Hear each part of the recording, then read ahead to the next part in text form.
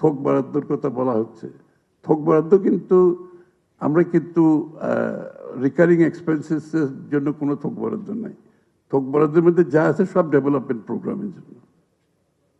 এখানে কিন্তু কোনো কি বলে পরিচালন ব্যয়ের জন্য কোনো থোক বরাদ্দ আমরা রাখি নাই।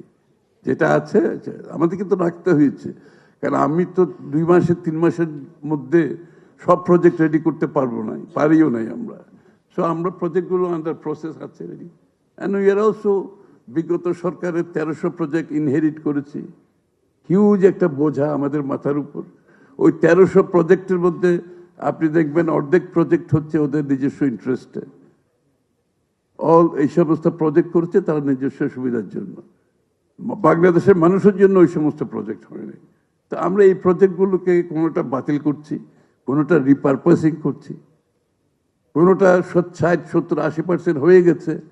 আমার কোনো চয়েস নাই, আমাকে ক্লোজ করতে হচ্ছে এই প্রজেক্টগুলো। So this is again another burden on the nation, knowing fully well এই কতগুলো প্রজেক্ট আমাকে কোনো রিটার্ন দিচ্ছে না, বাট আমি বাস্তবায়ন করতে বাধ্য হচ্ছি, কারণ 80% হয়ে গেছে, আমি করবোটা কি এখন?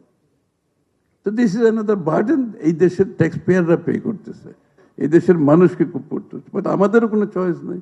আমরা যেগুলো বাতিল করা সম্ভব বাতিল করেছি, যেগুলো রিপারপাস করা সম্ভব এগুলো রিপারপাস করেছি, আর যেগুলো একদম হয়ে গেছে we have to end up with this project. So this is unfortunately, এই জন্য আমি বলছি যে ওভারঅল সিচুয়েশন যেটা আমাদেরকে 2 বছর সময় দিতে হবে, we need a cushion for 2 years। আমি যদি বলি কালকে প্রবলেম গ্যাস, পাওয়ার, গ্যাস হচ্ছে মেজর প্রবলেম বাংলাদেশে, মেজর। আমি তো 3 মাসে সলভ করতে পারবো না। আমরা যদি যত কিছুই চাই, এবং মানি কেন সলভ দিস প্রবলেম, এগুলো তো টাইম, এগুলো একটা টাইম ফ্রেম আছে, কতদিন সময় লাগবে। এই যে গ্যাস বাংলাদেশে নাই, ওরা গ্যাস এক্সপ্লোরেশন করে নাই, তা আমরা গ্যাস এক্সপ্লোরেশন শুরু করেছি। এক্সপ্লোরেশন করবে, গ্যাস আসবে, ট্যাঙ্ক সাপ্লাই করব। বাইরের থেকে গ্যাস এনে এটাকে স্টোরেজ করে সাপ্লাই ওরা করে নাই, এবং আমাকে করতে হচ্ছে, এটা আমাদেরকে করতে হচ্ছে।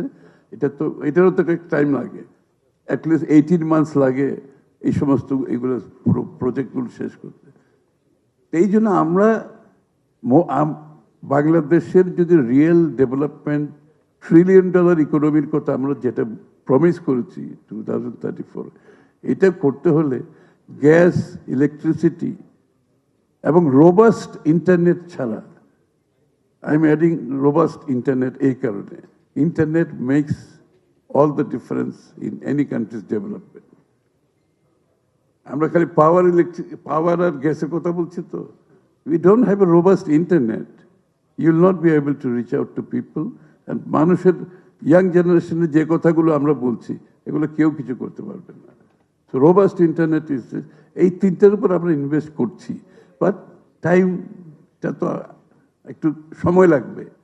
তো আমরা মনে করি 2 বছরের মধ্যে আমরা যেটা বলছি যে ভঙ্গুর অর্থনীতি থেকে স্থিতিশীলতার থেকে প্রসপ্যারিটি, সমৃদ্ধি, আমি আশা করছি 3rd year গিয়ে economy will turn around, and economy on the 4th, 5th year will take off for prosperity, সমৃদ্ধির দিকে যাবে।